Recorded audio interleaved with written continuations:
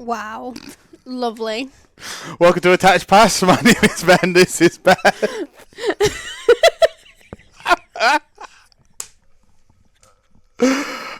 This is a mid-tier podcast by mid-tier players. Before we started, I literally did say to Beth, I'm just going to throw us in at any point.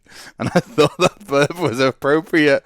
I'm sorry for anybody who's disgusted by that. It is a perfectly human bodily function. There we go. And leave me out of this. I will apologise for him now. What? Thanks, Mum. Well, if the first noise that people are hearing this week is Ben's burp, then I feel sorry for them. Well, it's better than me admitting that Kitty doesn't need me or sipping a drink, right? And the amount of people that have been like, hey, you should just not sip a drink at the start of a thing. And I'm like, okay, I'm going to sip a drink. So I did. And then I burped.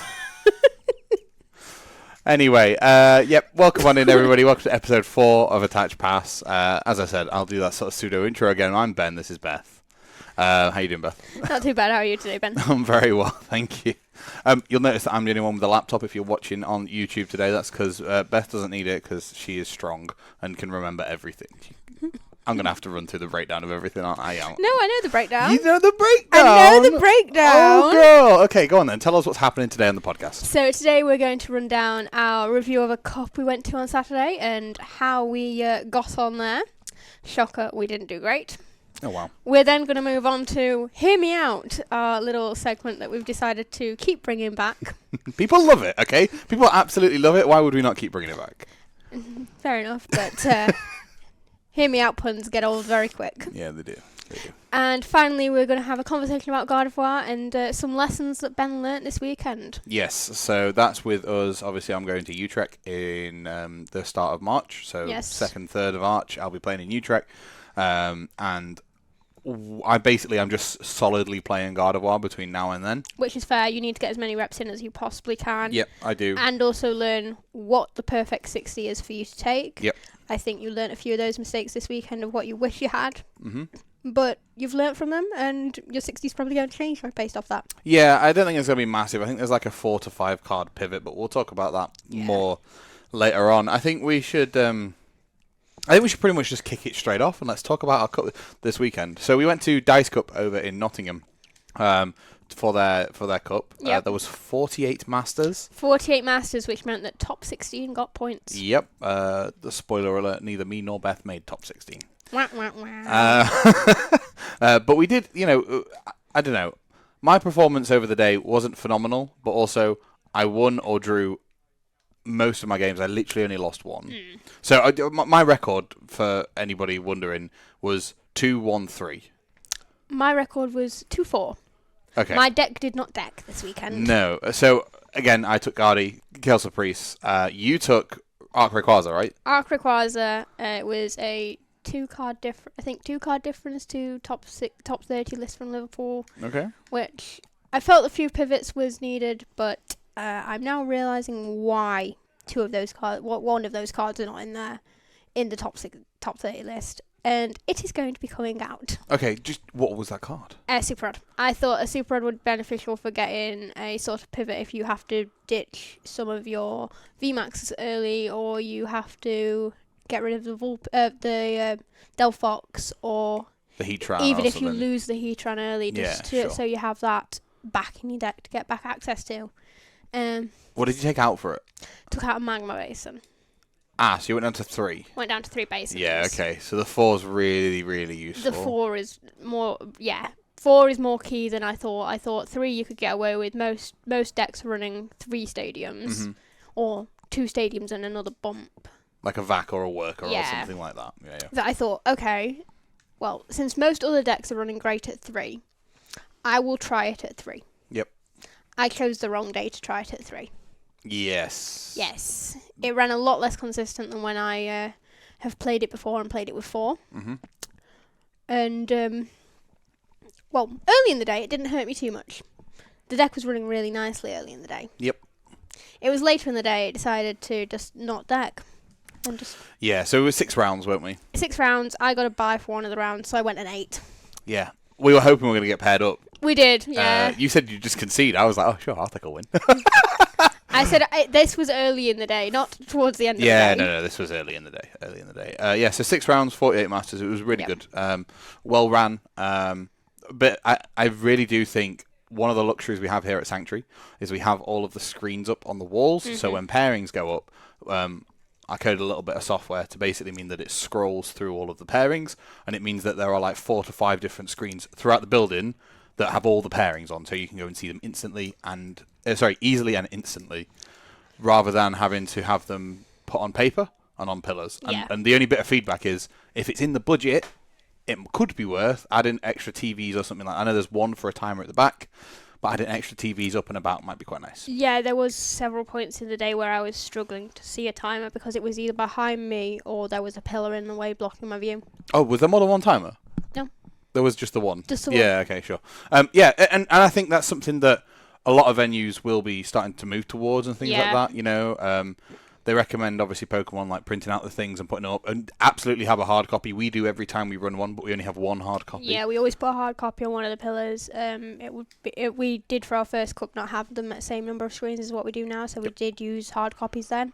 But since then, and we've run massive Lorcana events and things like that. I mean, Lorcana's a bit different, but we've run a lot of events like tabletop, card game, that sort of stuff. And it just allowed us to, you know, having the screens up there and the software available to us, it allows us to be able to just have stuff all over, which is really nice. It does make it easier for players to be able to see a timer most of the time. Yep.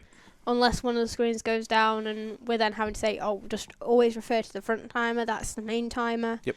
But most of the time people are able to see it on every screen in the building. Yeah, which is quite nice. So yeah, bit of advice, if it's in the budget, and I know it isn't always in the budget. Facebook Marketplace is great. That's where we got all our TVs from. But yeah, just go pick some of those up and just get them on the walls. It really does help. Just that extra visual point is quite nice for players. But otherwise, it was really good. Oh yeah, it was very well run. It was a lovely day. Lovely to see some people we've not seen for a while. Yep. Yeah, nice to interact with people. And I think, I don't know about yourself, but people are starting to know who we are because we go, well, myself certainly, they're starting to know who I am because I go to events more and more, or I run events here. And it's like, oh, Ben, how you doing? And, you know, that's that conversation. Whereas when I went to my first sort of cup or challenge, it was very alien. Yeah. Nobody knew who I was. There was no similar faces to me. But, you know, the more you go to these things, the more that community essentially becomes a local, like a travelling local between shops. I'd say there's definitely that, especially since a good few people that were there yesterday are people that have came to our cups. Yep, and are going to come to them in the future. Yeah, and are already booked on to come to our next one. So 9th of March, if anybody's interested. So yeah, there's definitely that community there that's more and more people that we know and people that we have friendships with and aren't just people on the circuit. Yeah, exactly. And it's not just opponents that we come up against and we're like, oh no, I'm playing against you. Anyway, so let's start. So you played Arc Rayquaza. I did, yes. Let's back and forth between rounds. Round 1. God of War. Okay, and it went, what was it? Win? 2-1 loss. 2-1 loss. Yes. Okay. Lost because I had game in hand and I had 3 prizes left. Had to take the knockout on his baby Guardy. Knew he'd burned all his super rods. Yep. Thought he'd burned all his gusting effects because he had two count catches and a boss in the bin. Turns out he didn't. He ran 2 bosses and was able to boss up one of my big things to get his last 2 prizes. Crazy. But it put him a game ahead. It did, yes. Like, that's massive. Like, that one card, you're so used to playing against my Guardy and also seeing so many other Guardies that you're like, oh, they only use 3 Gusters. And then it's like, oh no, here's a 4th. It's like, what? Yeah, there was also the shock of Daisy's help, and I was there like, oh, okay. Daisy's, look at this excuse for a card, right? Wait, it's this side. Look at this excuse for a card. Literally, just look at your prizes, put them back down. And draw cards. What? The nice thing is, if you can get it out early enough where you're not needing to disrupt your opponent. Yes. That you can see exactly what's where in your prizes. So most of the time you'll probably know roughly what's missing. Yep. And if you can know exactly what's where, it means you can just cherry pick what you need. Yep. If you make that notebook, if you've got that notebook handy as well, you can just be like, right, okay, so I'm missing an EX, one's in the bin. I know the second one from the left is the EX. I'll pick that up. If you're playing Daisy's help, though, ideally you are taking notes and jotting exactly where they are down. Yeah. I was actually thinking, sorry, but that was one of my, I had 6 cards coming into this. at the start, and then I whittled it down to 3. Daisy's Help was one of my cards for Hear Me Out, which we will be doing later on. But yeah, it was, because I'm like, it's actually solid, but it's not quite solid enough. Yeah, but then you wouldn't have had to convince me, because again, we would have had the same situation that was last week, where I'd seen a card that was in the list, I've seen it in a list, and I've seen it work. Yeah. And spoiler alert, it was in the list of the second place from Barcelona. Was it? Yes. Oh, cool. Daisy's Help. Interesting card. Okay, so a 2-1 loss for you. 2-1 loss for me, round 1. Sure. A fun matchup, though. It was a very enjoyable game. Yep. I played against a lovely lady named Katie, round 1. She's relatively new to the game. Was playing with a Meowscarada League Battle deck, basically, with some extra bits thrown in. And we basically... It was a 2-0 win for me. But we took our time. I explained how things were working. I played a couple of cards that she'd not seen before, so we just worked through all of that.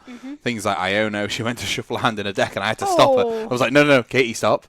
Shuffle hand, put it at the bottom of the deck. And the judges caught up on that. They were like, good job for catching it. I'm like, well, it would have been a game loss. It's irreversible at that point, because I didn't know exactly what she had in her hand and stuff. So, it was a learning experience, I think, for Katie going through that. And we had a lot of fun.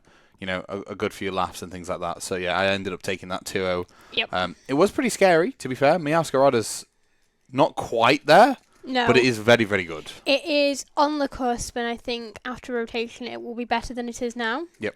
I don't think it will be a top table deck still. Nope. But I think it will keep some of the Charizards in check. Yes, yeah. I think the Charizards will be kept in check by the odd spattering of Meowscaradas, and then the Iron Leaves coming into a lot of decks. I think Iron Leaves will keep is it in check. looking to be in probably, I'd say, at least 15% of decks, to be fair. Yeah, it's not a problem, because it's supposed to be there to keep the Charizard away. It also hits for 180, and if you've got 2 Iron Crowns on the board, 220, so it knocks out a Chien-Pao. If you're playing a future box, yeah. Yeah, play a future box. Don't play an Arc Pile, Beth. Who would do that? So yeah, there is that, which is quite interesting. So yeah, it was quite scary, because at one point, I don't think she saw it, and I didn't want to coach her through it, but she wrote, I had a Guardian the active that only had 20 HP left on it, and she had a Meowscarada, and she roped it to the bench and decided to use her Bouquet Magic on the Greninja that already had damage counters on it, and not the Shining Arcana Guardi. And I didn't want to tell her. I told her after the game, of course. Yeah. But she could have taken out 2 knockouts in that one turn against two 1 prizes, because she could have Bouquet Magic to the Shining Arcana, because that only affects the bench. You can't put it on the active. Those damage counters, those 30 damage counters, have to go on the bench Pokemon. So when she played the Rope, I'm like, oh my god, she's got it. So Rope, discard energy, 3 damage counters on the Greninja. I was like, oh, thank goodness. And then she knocked out like the Curly that was in the active or whatever. It was the Mew, I think. So I just put the Shining Arcana Guardi back up and just knocked out the Meowscarada. But that's not the point. It's one of those things of, we talked about it at the end of the game, and I think she ended up doing okay over the rest of the event, had some fun, and that was the most important thing. That's the most important thing about going to these events. Like, yeah, you might not do the best sometimes. Like, me and Ben did not do the best at all. This was not our best showings. Nope.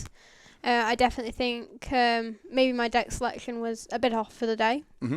But we had fun, and that's what mattered about playing Pokemon. Yeah, we had loads of fun, which was good. Okay, so round 2. I will start. I played against the lady that you played in round 4, I think. Kia. Kia, sorry. That was like my last round. Oh, was it the last round? That was round last 6, round. Sure. I was like, I didn't play a lady. I played against Kia round 2, and she was playing Charizard. I bricked game 1, as I do into Charizard every single time. Literally, Charizard. every single Charizard game I play is brick. I think game 1 started as Ralts, Mew, retreat into the Mew, get a candy off the Mew, because there was no balls at all to search for anything, pass. Oh, wow.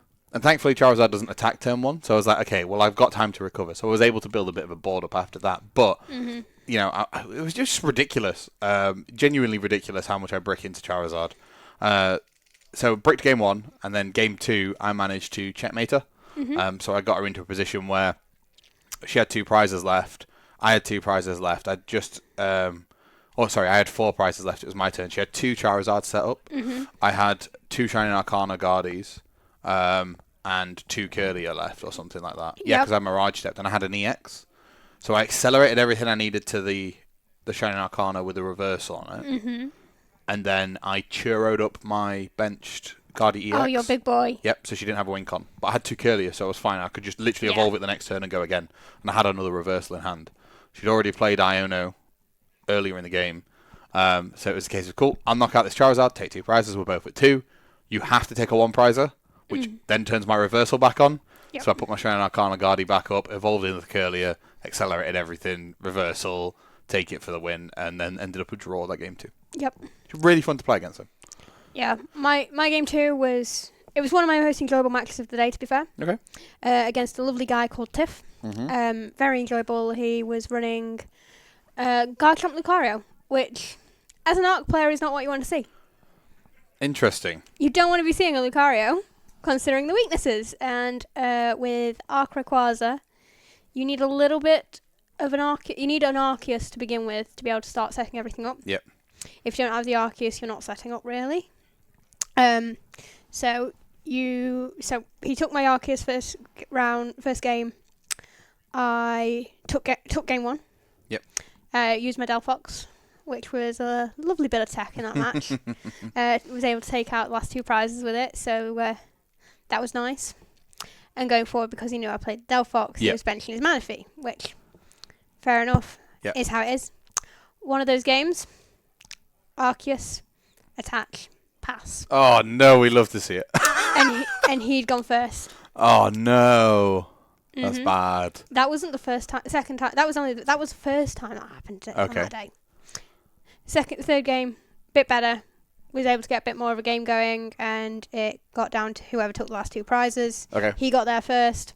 It was a fun game to play out, and he had to dig to be able to find his win con with his gusting effects, because I left him with a Heatran in the active. Oh, okay. So you needed one of those 2 prizes to be able to win the game. Yep. Yeah, sure. Okay, that makes sense. Yeah, because if he didn't take out my 2-prizer, I was knocking out with the Rayquaza that was all set up on the bench nearly. Sat there with all the energy ready to go. Sat there with all but the energy that was in the bin that I could accelerate onto the Armor Rouge and attach one to just make sure I was hitting out his big Garchomp. Yep. I love the Garchomp. It's so cool. Okay, cool. So Garchomp turns out fighting weakness is horrific into Arceus piles. Yeah, it's horrific into Arceus piles. And it's horrific when, in a room full of Gardevoir, you don't hit just 1 in a day. I know, there was literally like 8 or 9 Gardevoir in there. You hit 2 Garchomps in a day. You hit 2 Garchomps. I hit 2 Garchomps in a day. There was only 2 there, wasn't there? There was only 2 in that room, and I hit both of them. I hit 1 of them. Spoiler alert. Spoiler alert, your last round was my round 4. Oh, okay. Well, see, again, 48 players, you're going to see this sort of overlap, particularly when there's 2 of us here that are reasonably at the same sort of level, right? Like, we're gonna see that happen. Okay, so round 3. What was your round 3? Round 3 was Champao. Okie dokie. Interesting. It was a lovely lady called Stephanie who'd not long since started playing the game. Yep. She'd been around for about 8 months. Lovely lady, loved that game. Unfortunately, she'd not long since picked up Champao, so she didn't know how to play the matchup that well. Yep. Which made it a bit of a free reign for me a little bit. Yep. One of the things about Pokemon, and I think it's something to, if you're like, I'm doing everything right in terms of playing my game, the next step for you to do is learn the matchups. Like, learn how every other deck in the meta works, and then how you beat it or how you prevent it with your deck. Yeah. And that can be as simple as going and looking at a load of YouTube videos for content to see how people play, or even just watching other people play your deck, or just playing against those decks loads. Yeah. Absolutely. I think that's one of the biggest pieces of it. If you wanted to elevate your game to the next level, going from, okay, I'm proficient at playing my deck, to now I'm proficient at playing against all of the decks, is just get those reps in, watch that content, get that sort of information absorbed into your body almost, before then... just get it there out. So that when you are going to... Obviously, I'm not saying you have to do this to go to the cups. No, go to the cups, play the cups. Sometimes going to them cups and seeing the different matchups is how you learn what matchups you need to play more of to be able to understand. And sometimes just proxy the cards you're playing at home if you don't have them. Yep. You don't have to have every deck in the meta built. Yep. Me and Ben don't have every deck in the meta built. No, I try. I really do try. I think You we're do like try. 9 decks or something at the moment, but it's not I quite think between us, we've got the meta basically built. Yeah, basically. But there are a couple of cards here and there that we're missing, like multiple copies of. Like, Yeah. I don't have 16 copies of Path to the Peak. I've got like 8. So, you know... Or we don't have like 24 copies of Iona. We have like 12 each. Yeah, so well, I actually have a lot more since Paladin Fates came out. I opened 18 for some stupid reason. Yeah, you're the idiot who just goes out and buys like 2 cases and rips all that open. Why not, right? It's good fun. Yeah, so, you know, it's one of those things of if you are looking to practice, if you are looking to sort of get good, like with your deck, if you're wanting to change some cards around but you don't have them at the moment, there's nothing wrong with you grabbing a spare energy, like, and then writing the name of the card on it and what it does, or printing it out and putting it in a sleeve with a spare energy behind it to help add the solidity. That's absolutely fine. If you are going to do that, though, make sure the energy you're using, you don't use in your deck. So if you are proxying something for Shen Pao, use fire energy instead of water, because then you won't ever mix it up as water energy when you're playing. It's just easier to be able to notice. Or, if you're going to do the way Ben says it, flip the card around so you can't see the backing properly, because if you're using proper opaque sleeves where you can't see through, then you're not going to be able to tell which cards are flipped around. Yeah, so if you literally just need Vips, right? Yeah. If you haven't got 4 Vips and you need them for that deck, just put 4 backwards facing cards in. You'll know that all the backwards facing cards are just Vips. Yep. Like really, really simple. Very easy to do, very, very cheap to do if you're already buying Pokemon product. And if you're not, I'm pretty sure your FLGS wouldn't mind giving up some of their 10 million energy that we get sent with all of our pre-release kits. And genuinely, that is possibly the best way to be able to, get stuff together to practice. And not only that, sometimes it allows you to test a deck that you think you're going to enjoy before you even sink the money into building it, because... Yes, before Paladin Fates came out, we both know that Charizard was really expensive. Charizard was something you had to sink a bit of money in to get if you didn't pull them from the packs. Yep. So we understand that sometimes decks do have a bit of a cost to them. Particularly when they're new, right? Oh, especially when they're new and everyone's wanting to play them and everyone's wanting to build them and they're looking like they're going to be one of the greatest decks in the format. Yeah. It's one of them things where sometimes, okay, I haven't got the money... necessarily got the money to sink it into multiple decks. I'll see what I prefer and then sink the money. Or if you've got a friend who you can lend the deck from to play, do that. Yeah, absolutely. And I think, you don't have to do what me and Beth do, or particularly myself, certainly. I try and physically build every single deck with legitimate cards, just because that's the way I like to have my collection. You know, I'm in a fortunate enough position that I've got enough cards to trade. You can see the bulk of trade. Like, if I move my laptop this way, there you go. This is all just boxes and boxes of bulk. These cupboards are full with bulk. I've probably got somewhere like 60,000 cards worth of... Like, 60,000 cards just sat behind me. Probably, yes. In either bulk formats or even rares. My folders are pretty full of that sort of stuff. So I'm in a fortunate position where I can do that. But not everybody is. And you don't have to own 20 copies of VIP to be able to have 5 decks built. You can just swap them between decks. I think I own about 6 VIPs. Fair. I think I probably own about 20. You probably do, yes. Or maybe even more now, actually. I don't know. There's a lot. I remember buying loads of the Palkia League Battle deck because it was on sale. Do you want to know something It sad? had 4 Vips in it. B&M have a load of those in at the moment. Do they? Mm-hmm. Just literally up the road. They've got Vips sat there, but they're rotating in a month and a bit. So what's the point in getting them? There isn't any. There isn't any. Unless you're going to, like, I don't know, sponsor your entire local scene to go to an event and you're going to lend them the decks. There's no point. They will stay in Expanded, though, and even though there is an Expanded scene, if you enjoy playing Expanded, it might be worthwhile picking some up. Yeah. League Battle decks are also really good to just play. If you're new to the hobby, or I don't know who would be listening to this that's new to the hobby, but if you are new to the game, just pick it up for your family. Couple of League Battle decks, 2 different kinds, play against each other. Or even if you've got a kid who's wanting to get into it, just grab a League Battle deck, 20, 30 quid at most. Yep. And you've got a deck that's ready made and ready built for them to go out and play. Yep. There's a couple of starter products. I'm sure at some point in the future we'll do like a podcast. Yeah, we probably will. Or a video or something like that. We'll put some content out there for new players to the game as well, not just experienced ones. Anyway, so yes, we've gone wildly off tangent. Off tangent. You're round 3, Stephanie, Chen Pao. Good game. Good game. Win for you? Win for me. Cool. Round 3 for me was against our Lord and Saviour, Ethan. Oh. I say Lord and Saviour. He let me down by not by not playing Mew again today. Or not today, at the weekend. Not yesterday. At the weekend. Saturday, yeah. Saturday. He played Sablezard. Mm-hmm. And I'm like, okay, Guardy's got a pretty decent matchup into Sablezard. Yeah. Sablezard's in an awkward position at the minute where it's got a weird place in the meta where it's got good matchups into a lot of things, but bad matchups into a lot of the high percentage decks. It's weird. It's really weird. But it's fun to play with. Oh, yeah. And like I play Guardy because Guardy has quite a few different outs. Mm-hmm. Sablezard has a lot of different outs. Oh, yeah. Sablezard's got a lot of outs. I made the biggest flaw ever in forgetting Marwild's existence. Like, we literally did a podcast talking about this on episode 2, was it? Episode 2, yes. Like, we talked about this at length for like at least 10 minutes and how it was included in Sablezard and stuff like that. And Ben forgot it completely existed and it lost him the match. Yep, because I refined away a collapsed because I literally had like Candy, Guardy EX, collapsed in hand. Yep. I think I drew collapse for turn or something, and I needed to get the refinement going. Ultimately, let me set up and get to a position where I could maybe potentially win the game. And then Ethan went, oh, by the way, here's a Marwile. And I went, okay.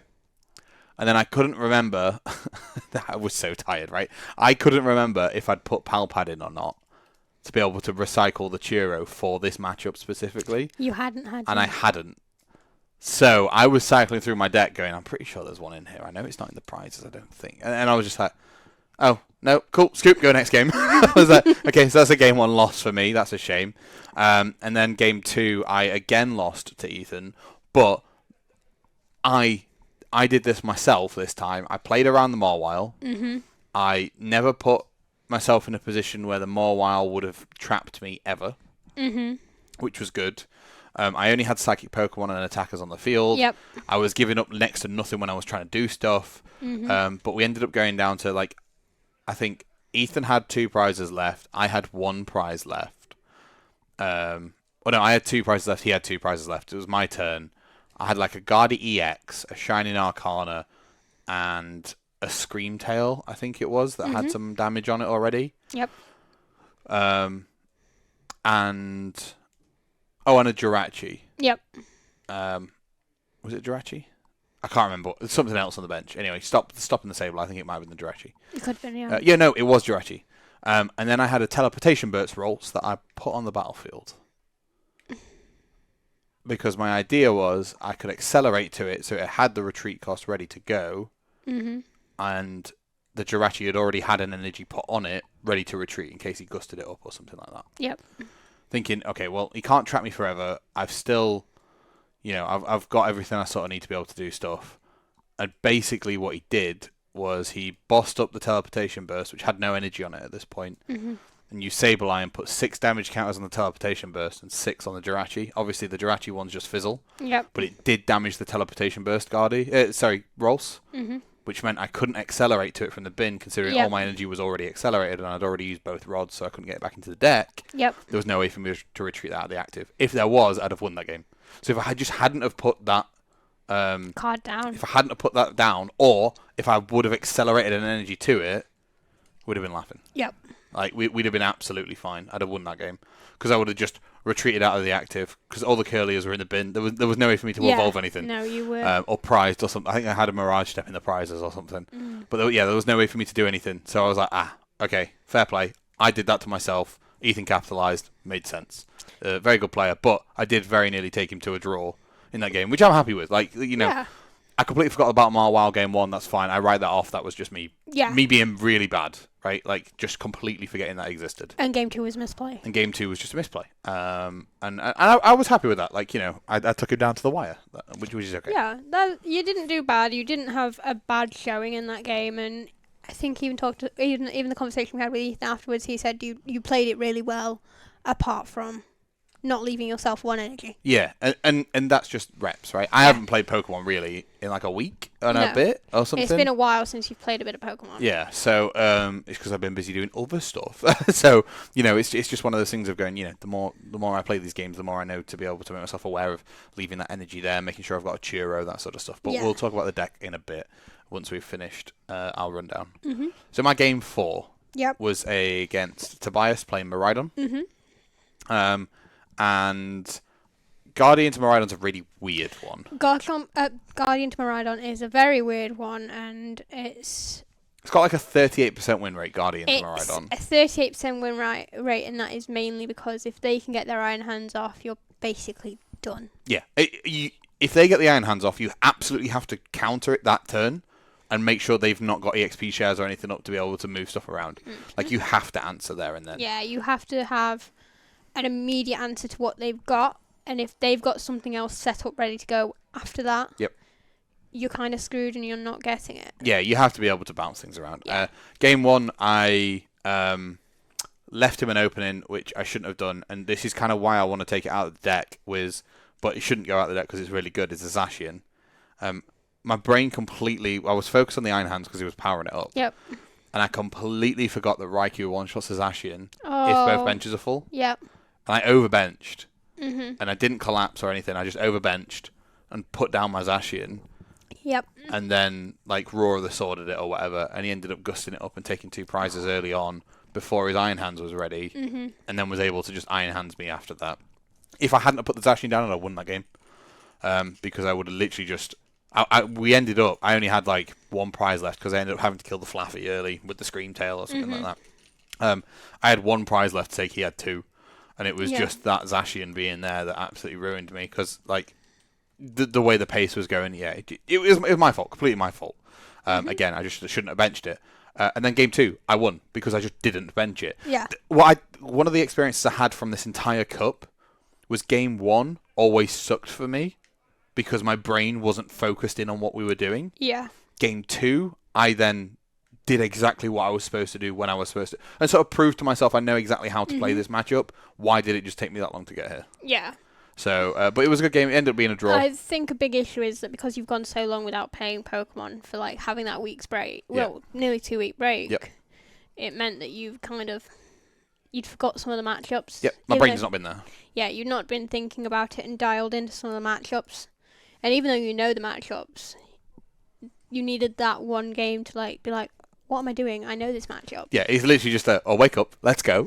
Yeah. So, yeah, completely my bad, you know. I'm not happy about my performance in terms of, you know, dropping those game 1s that I did. Yeah. But I'm happy that I was able to come back game 2 and not be disheartened by it and learn from it and then be able to take those wins and turn them into draws. Yeah. Or losses and turn them into draws, sorry. Yeah, it's better to take a draw than a loss. Yeah, absolutely. Your round 4. My round 4 was into another Garchomp. Yay, Garchomp! Which, game 1. I'll set the scene. I opened It was a nice, cold midwinter's eve.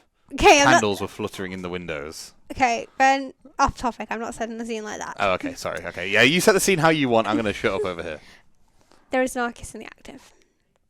That is my opening card. It's a cold, blistery day. Sorry, go on. Rest of my hand. DTE.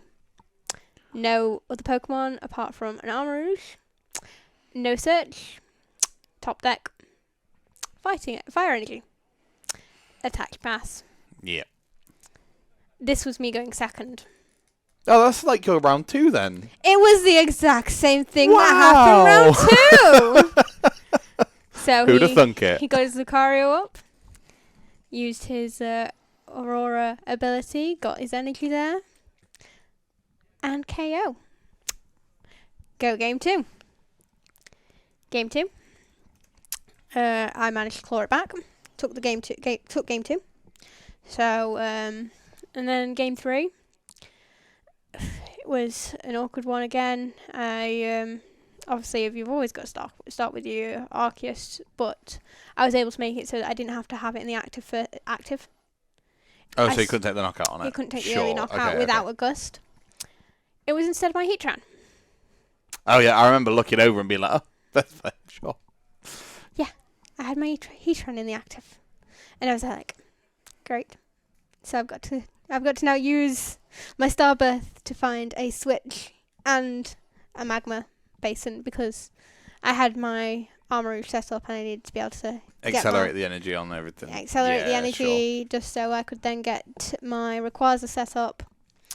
Got that. Got there. And it came down to I had 2 prizes left. He had 3. He'd already managed to damage my requires a VMAX. Yep. And I was having to dig for a magma basin.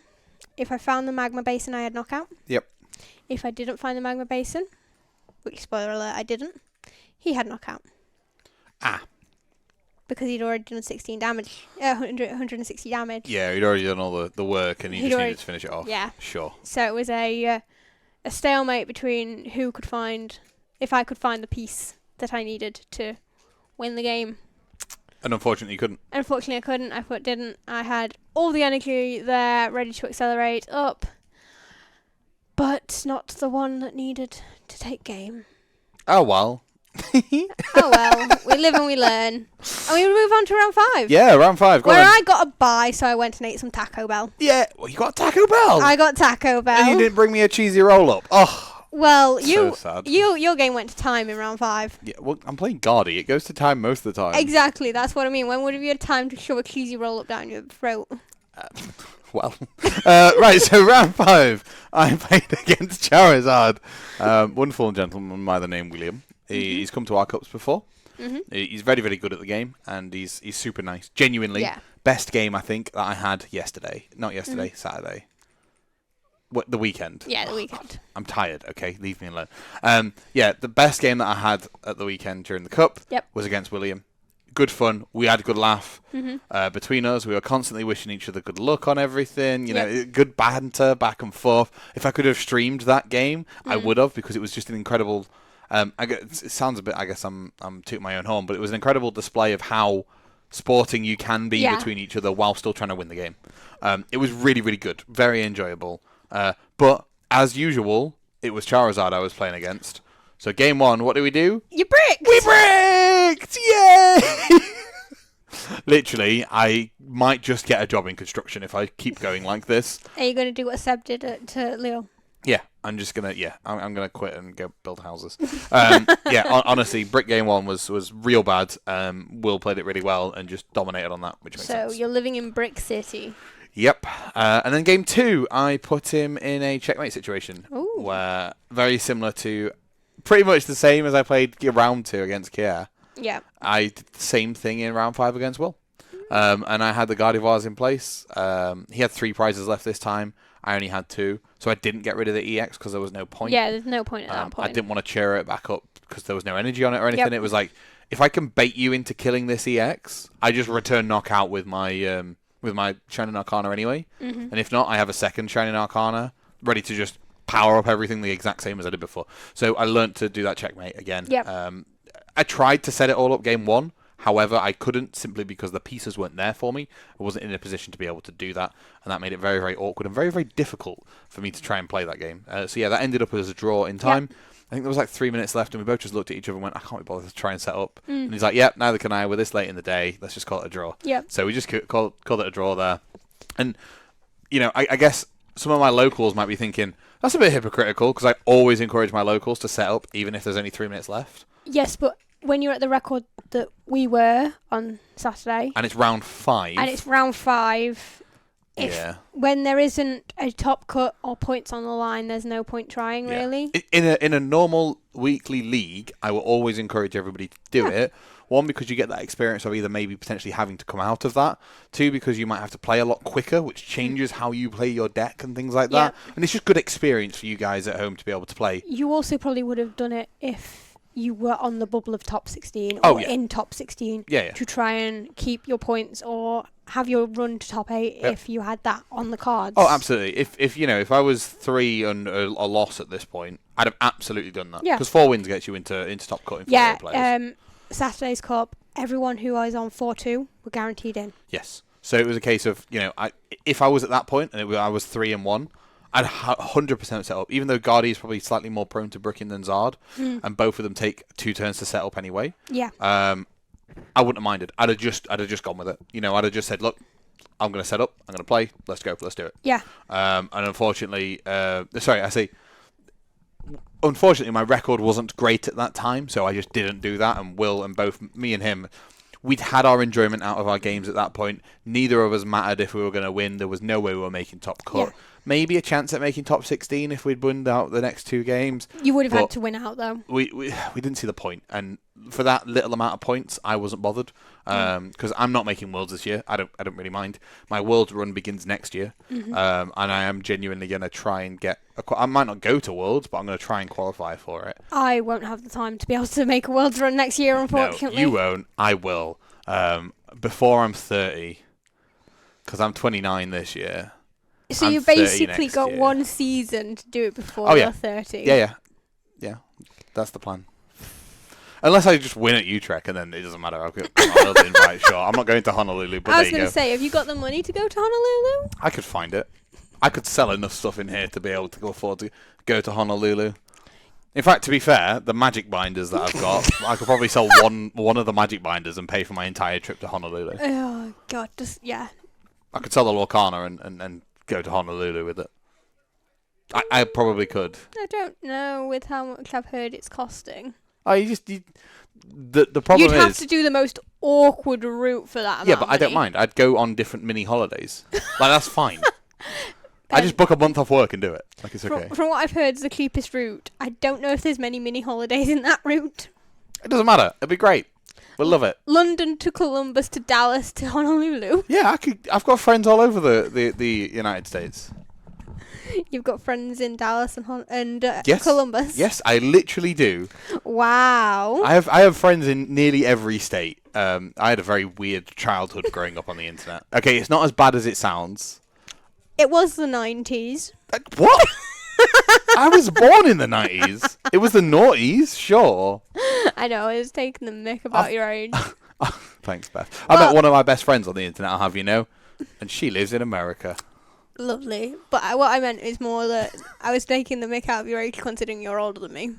I am older than you. Actually, to be fair, I could probably just fly to Dallas and then just get a road trip up and then just do a little hop over. Maybe. A road trip to where? I don't know. Somewhere on that side of the island that's called the United States of America. It's not an island. It is. It's a massive island. Yeah, that runs from Chile and Argentina all the way up to Canada. Yeah, big island. It's not an island. Yeah, it's a landmass. It's fine. It's a landmass. It's fine. It'll be okay. We're an island. I mean, to be fair, if I'm going to Dallas, yeah, I could just road trip across to I don't know, San Diego or something, and then just hop over on a boat. You can't get a boat. Honolulu, compared to where Worlds could have been hosted, it is very, very small. It's very, very expensive to fly from San Diego to Honolulu still. The cheapest is to get a flight from Dallas to Honolulu. Well, I guess we just do that. It'll be fine. Anyway, so yeah, if I'm going to Honolulu, I won't be. But if I am, sure, I'll maybe see you Watch there. this space to find out if Ben does anything at Utrecht to get either points or any sort of run together. Spoiler alert, it won't happen. I can guarantee you. He might get day 2. I might. Thanks for that. I appreciate that. Anyway, so yeah, round 5, a brick. Zard, we've gone tangent. Right, we have recorded for 40 minutes at this point, and we have still not got through this recap of the cup. So I'm going to lightning round round 6. Round 6, I played against your round 4 opponent. Yes, you did. And round 6, I played against your round 2 opponent. Yep, so you played against Charizard, I played against Garchomp. Garchomp into Guardy, he was not having a great time. And I'm really, really sorry, Thomas. You didn't enjoy our games, I don't think, and I didn't enjoy the manner in which they played out because I had to play in certain ways just to be able to checkmate you at every opportunity. You're like, I have to do this, I have to do this, I have to do this. And I'm like, cool, that's fine. I have an answer for this, I have an answer for this, I have an answer for this. And the deck just worked well over those 2 games. It's like it took 5 games before it got ready.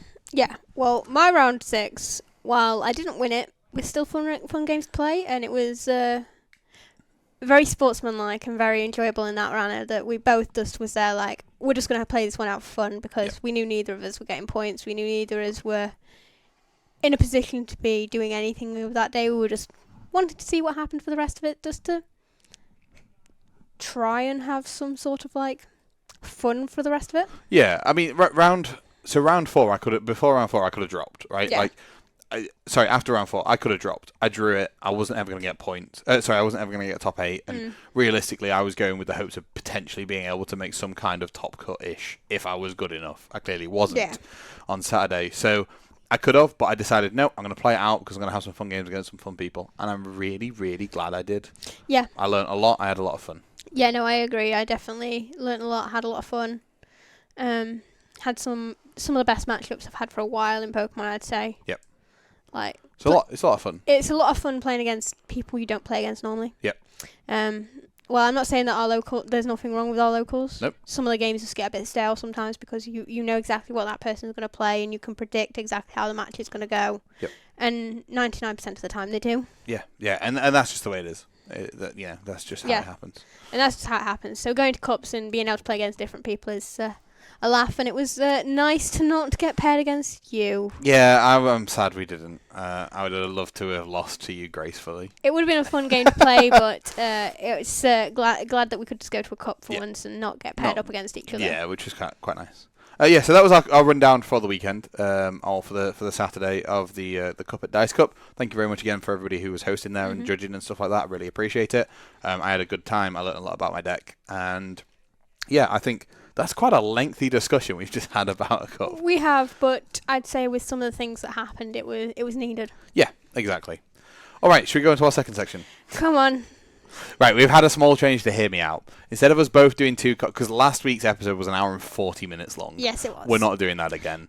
No. One, because that was an absolute headache to edit, but also attention spans differ after a certain time. So we're going to try and hit between the hour and 20 minute mark. I think we're going to be nearing the hour and 20 minutes today, yes, ish, give or take. Potentially. Depends how long your hear me out takes. Well, I don't think it's going to take too long. Are you ready for this? I'm ready for it. Hit me with your... Disclosure, we have played with this card before, and we took it out for certain reasons. Okay. But hear me out. Oh, sorry, that was genuinely not actually a pun on the name. But listen up. I still think it's got play. Okay, what card is it? Charizard V-Star. I think it's got play. I think it's got play. Okay. Listen to my explanations first, okay? It's a worse Rayquaza VMAX that doesn't rotate. Okay, I like that you're calling it a worse Rayquaza VMAX. Yep, absolutely. I mean, the whole point of this section is to be able to come up with cards that aren't necessarily great. But it is a 280 HP V-Star Pokemon. Yep. It has a 3 energy attack called Explosive Fire that does 130 damage and says if it's got any damage counters on it, it does 100 more. Yep. So it does 230. 230, which is hitting all your basic EXs. Yep. And all your, as far as I'm aware, all your basic Vs. Yep.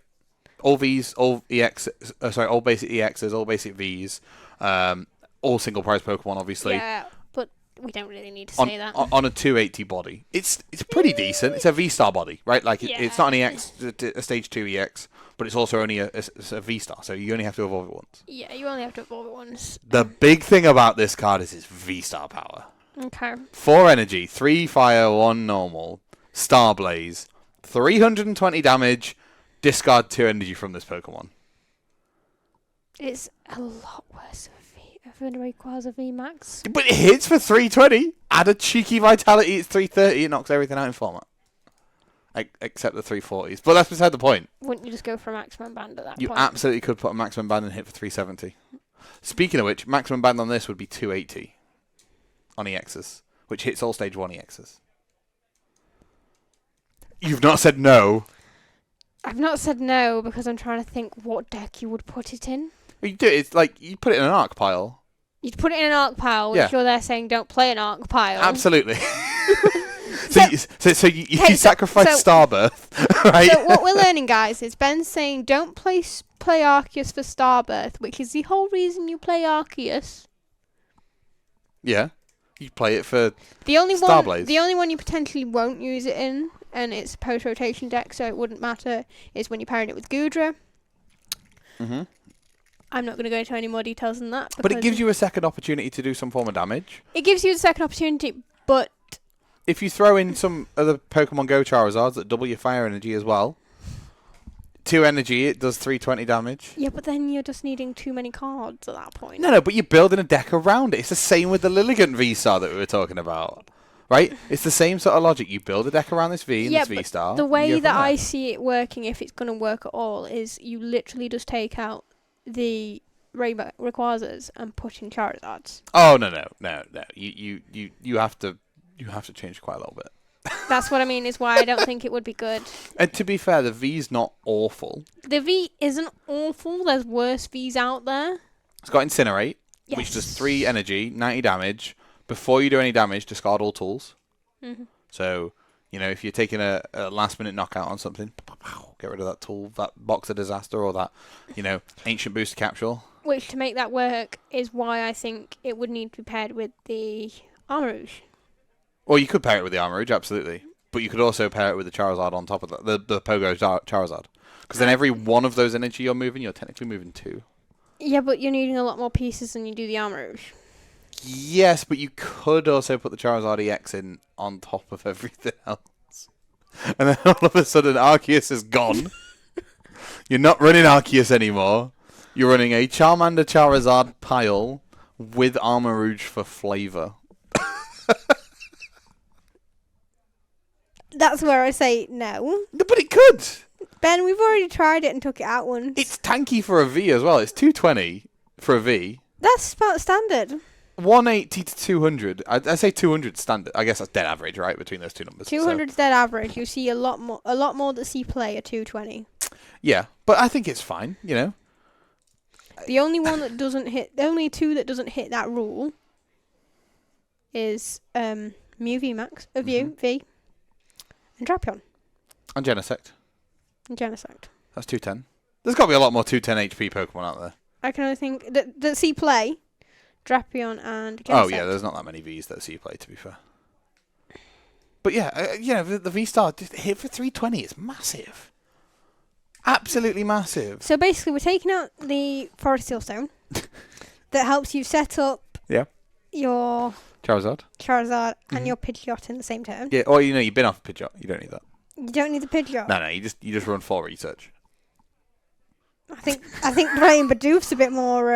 Oh no, okay, sure. So we're running Charizard EX, Charizard from Pogo, Charizard V-Star. Sod it, let's have a Radiant Charizard in there for fun. No, we put the Heatran in there. Then you put the Armarouge package in there, right? Then you put the Barrel package in there. That's too many packages. Put a little Squover in for the lols. That's too many Pokemon. You're only at 24 Pokemon altogether. So You're probably on closer to 26, 27. Then you got to put 4 Candy in. But you only have to run 2 EX. Because you're running 2 Burn Brightly. And you got the EX as a late game backup attacker. So this can V-Star early. And then late game, you can come in with the Charizard EX and do some damage. And the Heatran. No. What do you mean, no? Because you're also needing Magma Basins. Yeah. There's your path bumps for the current meta. Show me it works. I've not even got right to the Lilligant yet. That's what I mean. Also, I need to see that deck works because we put it in and took it out. Yeah, we did. Of Charizard EX before it even became legal. When me and Beth were testing for Obsidian Flame stuff, I was playing Charizard, you were playing Tyranitar. Yes. And we had the Charizard V Star package in there just to see how it worked. Yep. I think it was the first 2 cards we cut from that list. No. I think the Barbarels became the Arceus. The Barbarels became Arceus, or the Arceus became Barbarels first. Then I dropped them. No, that was it. We had Barbarels, we had the V-Star. Then I swapped the Barbarels for Arceus, so I dropped the V-Star because I thought I can't use both Star. That's why I'm saying it was the first card to get completely cut without having a Pokemon replacement. Yeah, it was. And then Arceus didn't even make it in anyway because we used Pidgeot instead. Yeah, we went to the Arven build. Yeah, which is way better. Well, I mean, Barbarel's performing best at the moment. Barrel is probably going to be better after rotation, yes. So you don't like my V-Star? No. That was a hiccup. I'm going to take that and say yes. Beth likes it. No. The V-Star has Beth's stamp of approval. The V-Star has no stamp of approval. What? It's so good, though. It is not. In an alternate universe. In an alternate universe where we never got Lugia V-Star, and we never got half that stuff, yes, it was a good deck once upon a time. So it's a reasonable fire attacker, I'm just saying. Reasonable. I'm not saying good, I'm saying reasonable. I still think I prefer the Entei. But. reasonable. No, that's a no from Beth. That is a fail from me this week. It is a fail from you this week because it does not. One of the other options was the Aurasphere Lucario that I had actually planned before we went to the Cup this weekend. And you saw how good the Aurasphere Lucario is. I'd already played with it.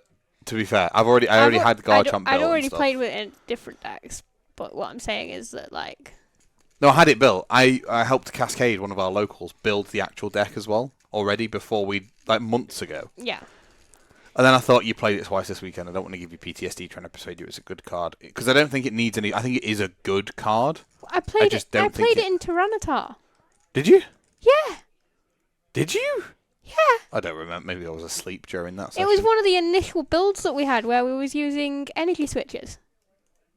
Why were we using it? Oh, God. To get the energy... So we could dig 2 energy a turn and get a Tyranitar set up turn 2. Oh, yeah, because you use the Aurasphere to power up the thing. It's got damage on it already, therefore the Mountain Hurl does 250. Yeah. Sure, okie dokie. Bad card. Although maybe thinking about it now, maybe we need to revisit that. Mm-hmm. No, genuinely, maybe we do need to revisit that, because with Ancient Box stuff, maybe there's a way for us to move stuff. We'll talk about that later. We'll talk about it. Anyway. So I don't think it will be good, but it's worth a try. Why not? It is, yes. Okay, so that is a fail on the Hear Me Out. Let us know in the comments if you like to Hear Me Out or not. I think it was great. No Hear Me Out puns, please. I'm getting PTSD from the locals already. Beth's going to be coming up with a Hear Me Out next week. Yes, I will be. So next week's podcast, Beth will be coming up with one. I've done one this week. Beth do one next week. I do the one with the week after. We're going to rotate that way. Yep. Only because we don't want it to take up 45 minutes of our segment. No, it takes up about 10 to 15 minutes instead. Yeah, which is great. Maybe we have to do a whole Hear Me Out special. Beth does not like that idea. For those of you that are listening and not watching, Beth just gave me some kind of weird face of evils. So yeah, we'll not be doing that. No, we will not be doing that. But what we will be doing is talking about Gardevoir real quick. Yes. So since you're going to Utrecht, it would be beneficial to hear about some of the lessons you learnt this weekend in regards to your deck, what you missed, what you wish you'd had, what you think are flex cards that you can take out and what you could put back in instead. Since earlier you already alluded to not liking the Zacian. Yeah, I don't like the... Right, okay, we'll start there.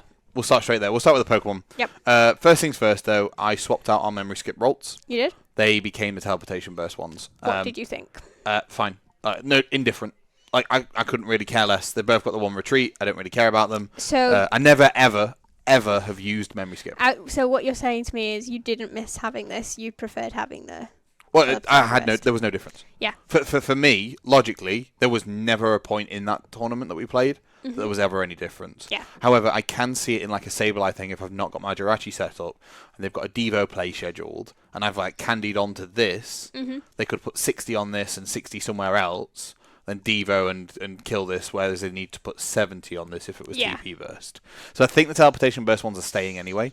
I think the Memory Skip one's just going to go in the bin. I can see why people use it. I think it has play in niche circumstances, being able to make your opponent not use that thing. But in the current meta, where there's so many different like switches or whatever and things like that, potentially after rotation, it could be more useful. Potentially. So yeah, Memory Skip out, Teleportation Burst in. Yep. Cool. That was a simple one. That one was simple. That one was not a miss. Nope, that one was a hit. I tried playing last weekend with Mew EX. Yes. And I swapped it out. I swapped the Zacian out to put this in. Are you going back to it? I don't think I am. Now, I know I said the Zacian was a liability, but I think that's down to me not knowing when to bench it. So you think you will keep it in? I think I will keep the Zacian where it is. Okay. It's very, very good. Zacian is very, very good, and it's a Baby Guardy, but on a 2-prize body and a 1-card Pokemon. I was going to say, you can get it off with your Fog Crystal, so late game, if you've used all your odds already, but you've got your Zacian either in your deck or in hand, it is a late game attacker where you're not having to really worry about its liability. Each Baby Guardy takes a prize each, and then, takes 2 prizes each, and then Zacian comes and takes the last 2 prizes. That's absolutely fine. I have to rely on binning all 10 energy at that point, but that's fine. I can make sure I do it. Like to kill Zard and things like that.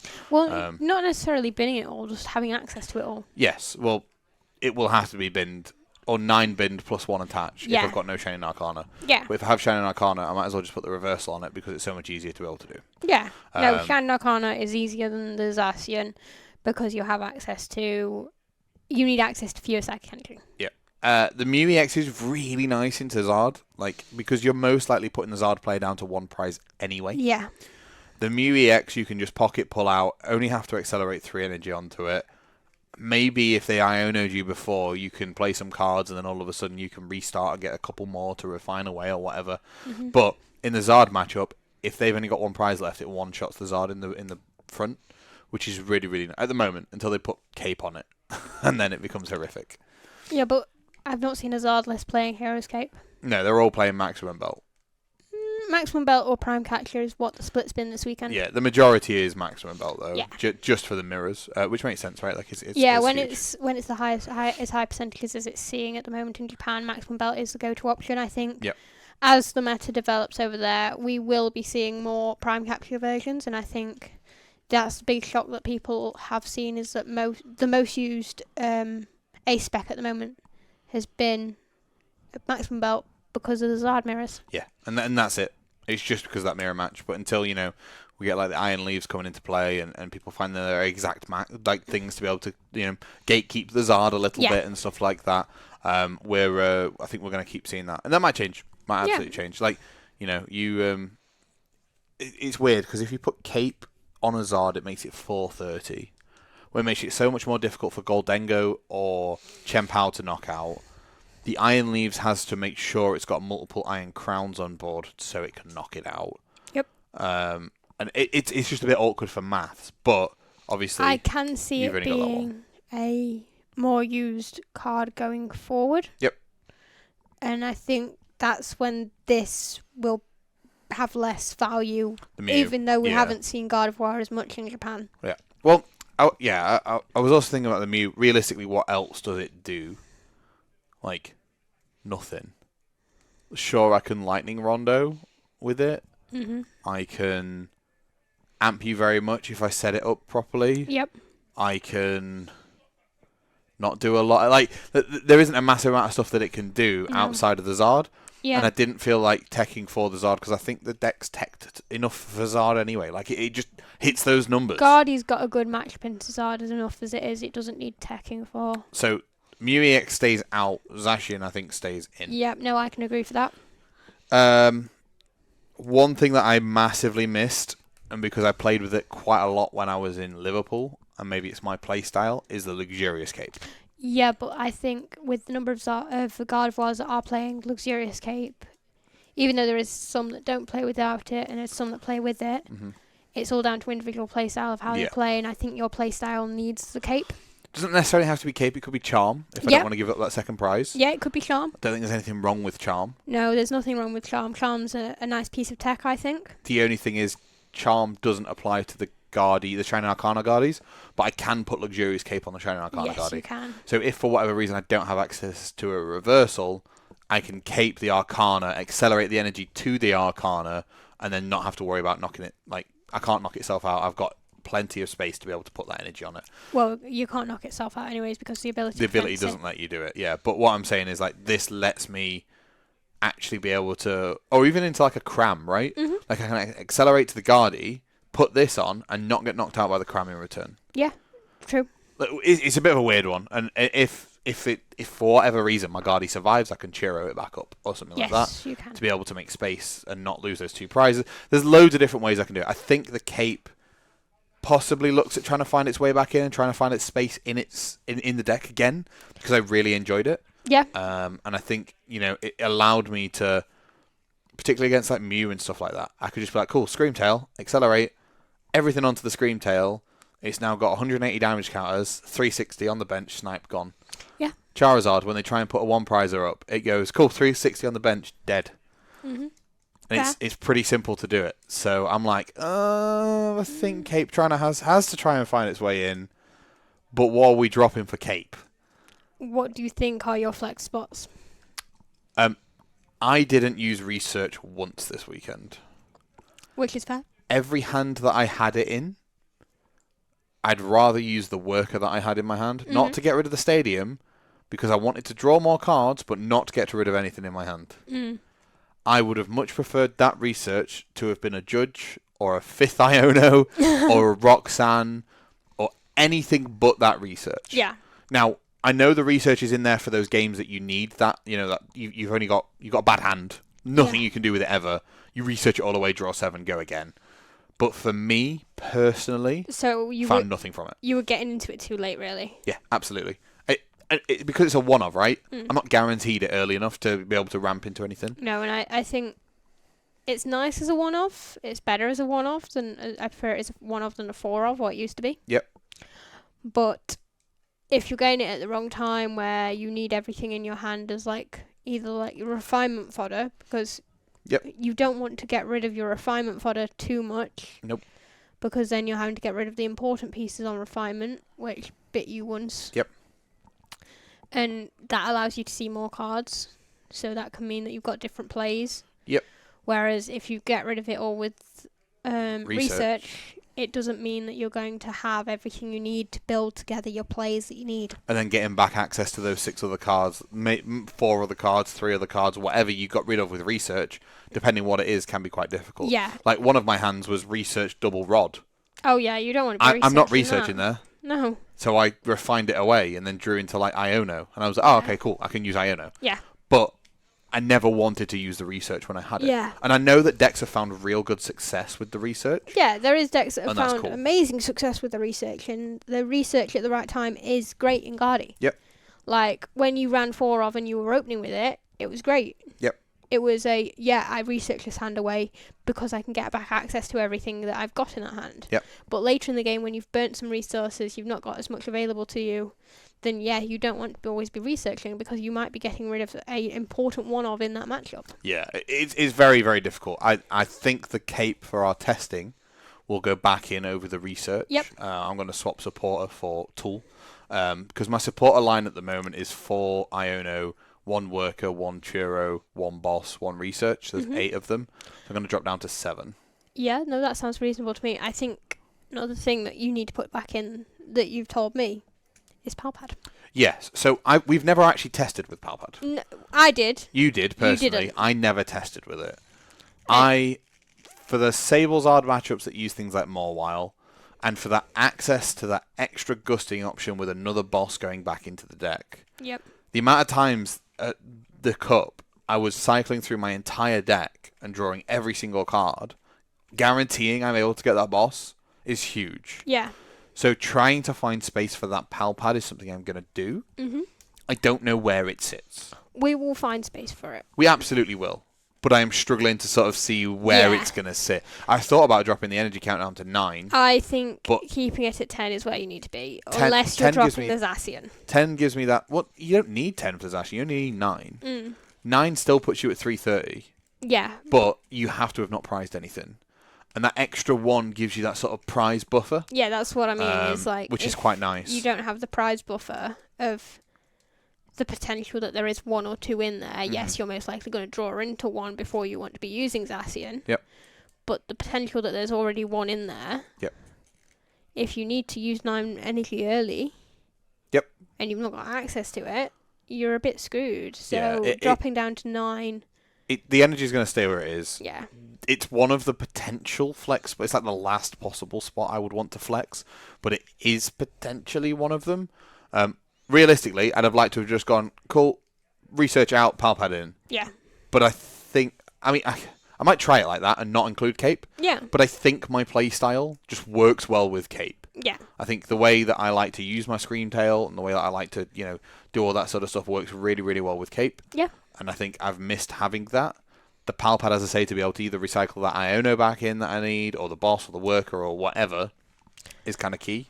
That's what I found it important for when I was testing, especially in some of the matchups. I know it's not as popular now because the Morwile is around, but especially into the Snorlax, having the Turo again made some of the matchups and made it so that you could play the game. I could play the game, and I could win the game. Yeah. So potentially adding the Palpad will be very beneficial into the Morwile, because the Morwile is basically just a more intrusive Snorlax. Yeah, it's the more wild. They don't have to commit to it. They can play around it. Like they can just go for the knockouts. Mhm. But if they need to, and if they know they're going to lose that prize race, they just bring out the more wild. And if you don't prepare for it, you're done for. So yeah, the Power Pad's a potential slot opening up. 2 last cards before we wrap up this episode. Moonlit Hill.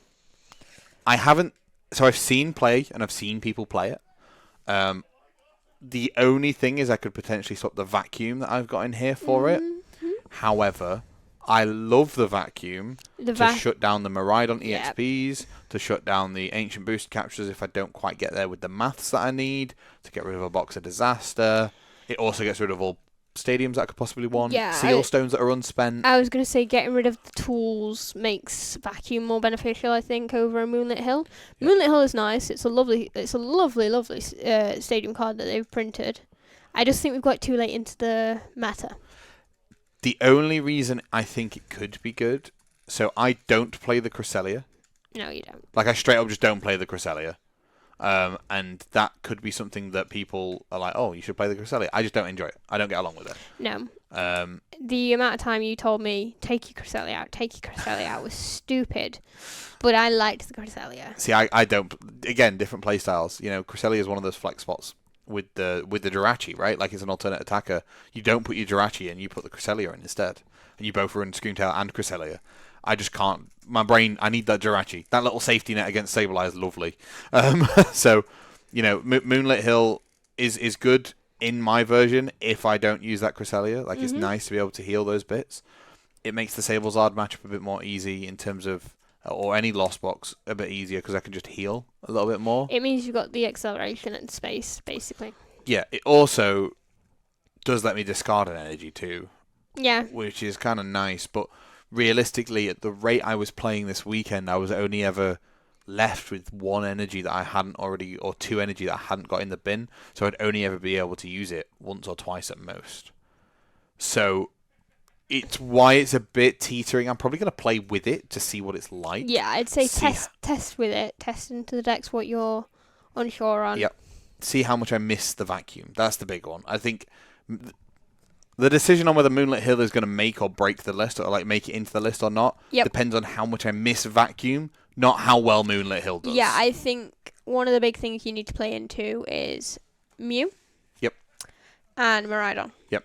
Because Mew has a tendency to sometimes just leave a stone sat there. Yep. And not always use it, and just hope that their opponent doesn't notice it. Yeah.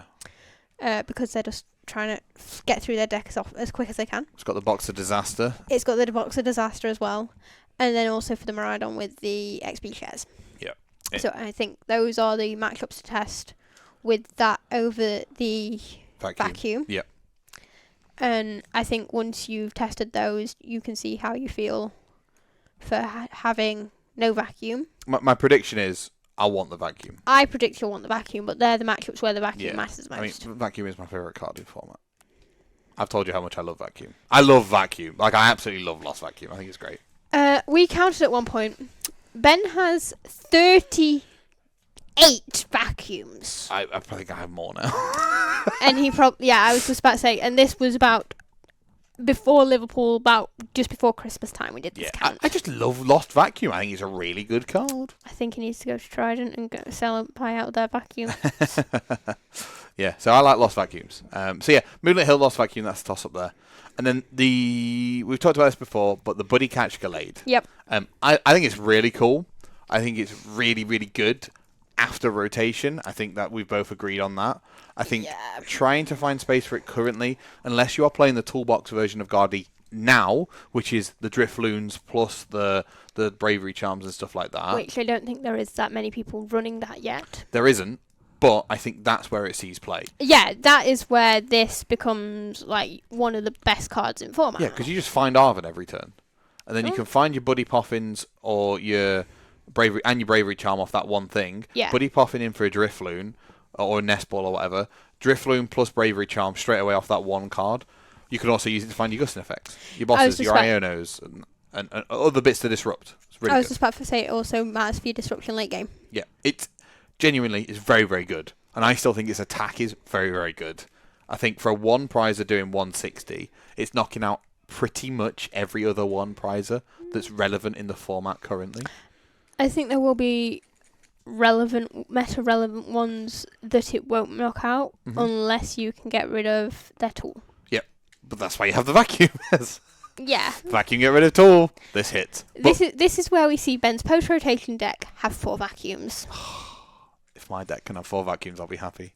But I just like its attack. 3 energy, 160, then move an energy from that to the bench. Yeah. No, it's not a bad attack. I'm not going to say it's a bad attack. I just think it's got... solid. I think there is other places in the meta for it. Yeah, I think it works better in a toolbox. And we don't have that toolbox yet, or we're not forced to play that toolbox yet. The toolbox just isn't the good version of Guardi yet. No. Or maybe it is and people just haven't played it right.